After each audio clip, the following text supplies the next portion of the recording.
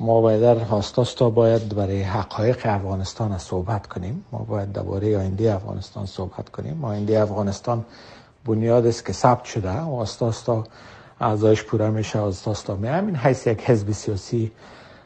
مقابل طالب قرار میگیره، ولی باید که یک موضوع واضح شود که طالب امروز با لنگی تعصب پشتونیسم و قومی داره و دیروز غنی با نکتایی تعصب پشتونیسم رو پیش گرفته بود و برای ما دیگه این موضوعات قابل قبول نیست. در افغانستان صحیح که هر افغان یک تاجک، یک پشتون، یک هزاره، یک ازبک، یک کلگی است، ولی کلگی یکسان فرصت داره و اگر کسی فکر میکنه که 5000 سال پشتون در اوجا حاکمیت کرده و اونمو حاکمیت است و همیشه معاون اول و معاون دو معاون سه تقسیمات داره،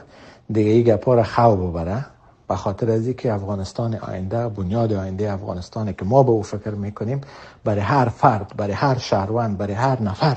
فرصت ازیر میده که برای وطن خود فکر کنه، بدون ازی که به قومیت فکر کنه، بدون ازی که به سیاسیش فکر کنه، بدون ازی که به جغرافیاش فکر کنه.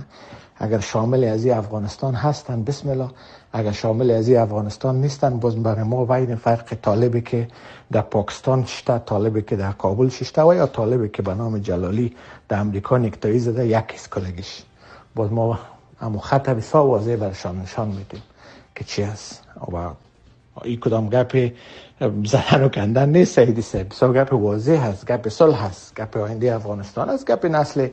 جوان افغانستان است که دیگه نمیخواه به تعصب پیش بره و دیگه نمیخواه که متعصب هم فرصت بده. بالاخص هر رقم متعصب که باشه و بالاخص متعصب مثل غنی واری که پشتونیسم سر ما فکر میکنه که حاکم میکنه، ولی کدام کسی که تو لنگی و کلاه آمده و هم فکر میکنه که با تروریسم زورش ده گپ میکشه، ولی نسل افغانستان بسیار واضح استاد میشه در مقابلش نسل آینده افغانستان.